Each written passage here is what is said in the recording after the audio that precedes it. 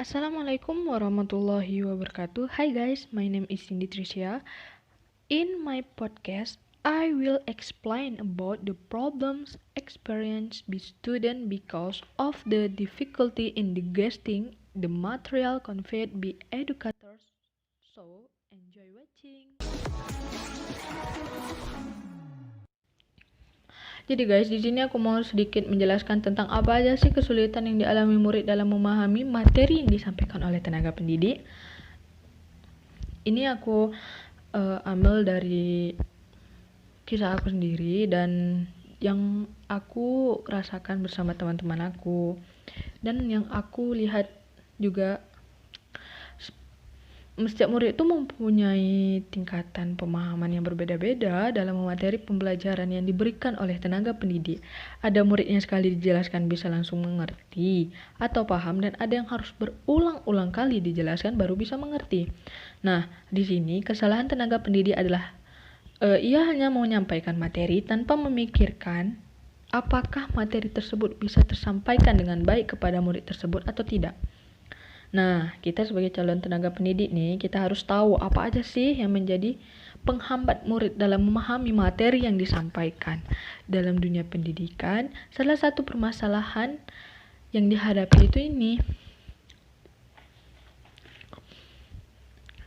Nah, apalagi pada saat menyongsong hadirnya kurikulum baru. Setiap pembaruan kurikulum menuntut adanya penyesuaian diri para pelaksana di lapangan.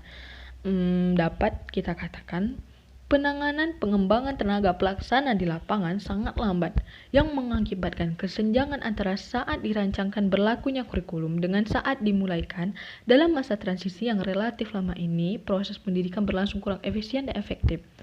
Nah, timbul nih gejala lain karena tidak adanya efisiensi dalam penggunaan sarana pendidikan, yaitu adakannya dan didistribusikannya sarana pembelajaran tanpa dibarengi dengan pembekalan kemampuan, sikap, dan keterampilan.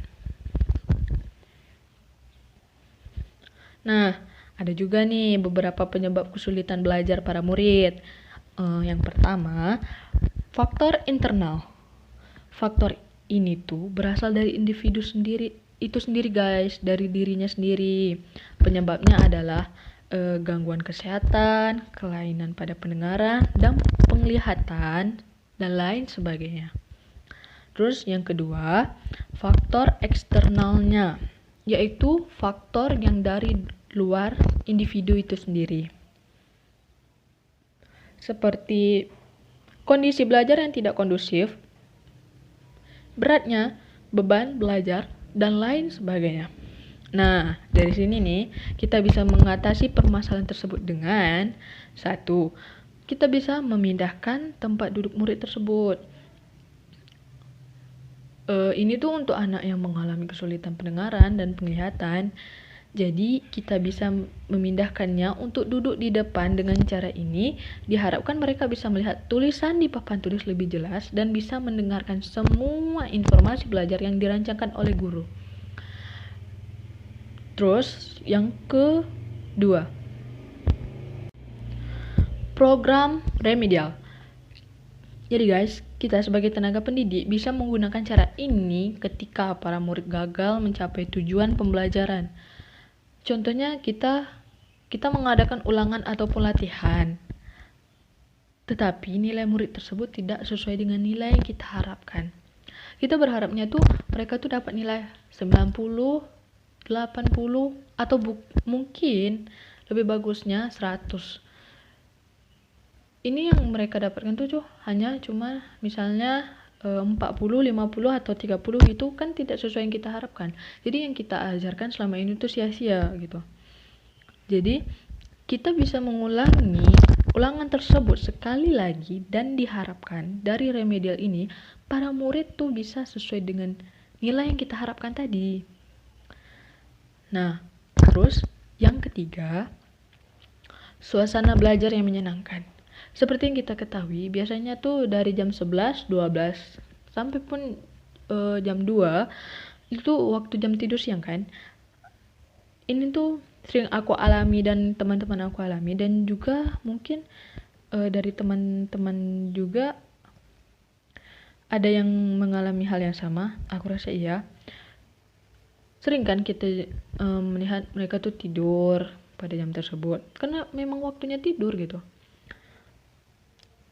Mereka tuh merasa bosan dan malas karena dari pagi tuh mereka belajar, menatap buku, menatap papan tulis, dan mulai rasa jenuh tuh timbul, guys.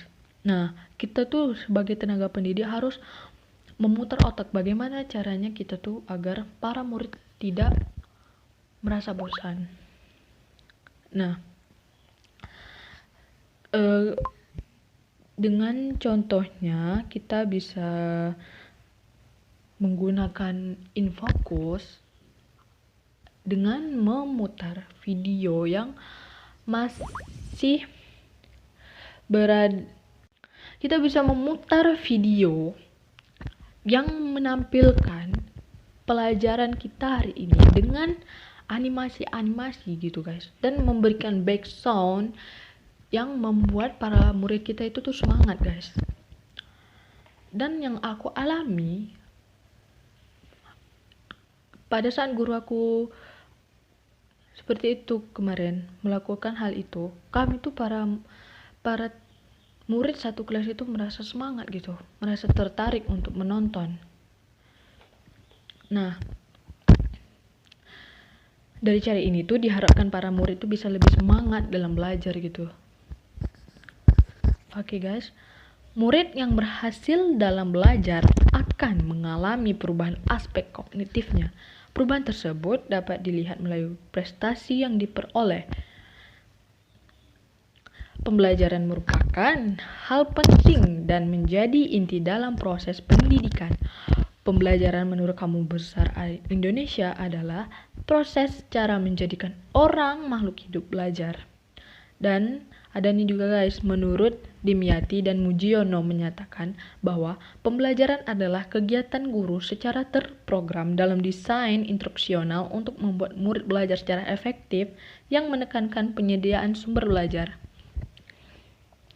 Nah, seperti yang kita ketahui, para murid di sekolah nih banyak kan pelajarannya seperti bahasa Indonesia, bahasa Inggris, agama, matematika, dan lain sebagainya. Apakah kita sebagai tenaga pendidik tuh yakin gitu para murid kita tuh bisa menguasai seluruh materi yang kita berikan? Saya rasa tidak. Seperti yang kita ketahui, kemampuan anak berbeda-beda.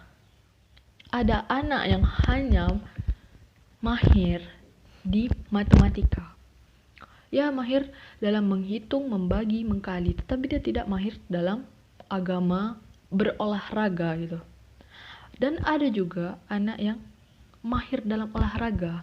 Ia mahir dalam bermain voli, sepak bola, dan masih banyak lagi. Tetapi dia tidak bisa di pelajaran matematika. Kita tuh harus mengerti di mana kemampuan murid yang kita ajarkan. Nah, sekarang yang kita ketahui, negara kita Indonesia ini sedang terkena wabah COVID-19. Pada saat awal COVID-19 masuk ke Indonesia, di sini pekerjaan, perkuliahan, dan juga termasuk sekolah itu dilakukan secara dirumahkan atau daring. Selama daring, murid belajar hanya melalui aplikasi, contohnya Zoom, Google Classroom, termasuk sekolah melalui Classroom sebenarnya. Yang kita ketahui, belajar tatap muka dan daring itu sangat berbeda rasanya. Sedangkan belajar tatap muka saja, banyak murid yang kurang memahami pelajaran tersebut, apalagi melalui daring gitu, belajar lewat internet gitu. Apakah kita yakin murid kita itu pada saat kita mengasih ulangan atau latihan, mereka dapat mengisi dengan benar, mendapat nilai yang tinggi? Apakah kita yakin itu jawaban dari mereka selama belajar daring dilakukan pada saat materi yang kita berikan? Apakah mereka itu mendapat Jawabannya, apakah kita yakin mereka mendapat jawabannya itu dari materi yang kita beri? Saya yakin hanya sedikit murid yang membuka materi yang kita kasih. Terus saya rasa mereka mendapat jawaban itu dari Google atau sumber-sumber lainnya. Itu bukan dari hasil mereka sendiri. Nah, ada juga nih keluhan dari orang tua murid. Di sini kita belajar daring pakai internet. Pakai internet harus pakai kuota.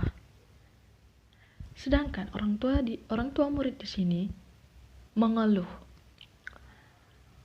membeli paket internet anaknya. Nah, sedangkan pada saat COVID-19 ini merebak di Indonesia, ada pekerjaan yang mungkin orang tuanya itu di PHK agar bisa mengurangi tenaga kerja karena pemilik usaha tersebut tidak mampu membayar gaji karyawannya, makanya di PHK. Mungkin salah satunya orang tua murid itu. Mereka merasa kesusahan mencari pekerjaan di masa pandemi, lalu harus membeli lagi paket internet untuk anaknya agar bisa ikut belajar daring seperti teman-temannya. Tapi nih guys, alhamdulillahnya sekarang sudah ada beberapa sekolah yang telah kembali melakukan sekolah secara tatap muka. Seperti yang di daerah yang zona hijau itu sudah dilakukan belajar tatap muka, tetapi dengan menggunakan protokol kesehatan yang sangat ketat. Contohnya dengan tetap memakai masker, dengan tetap mencuci tangan dan menjaga jarak. Oke guys, saya rasa sekian dari saya. Wassalamualaikum warahmatullahi wabarakatuh.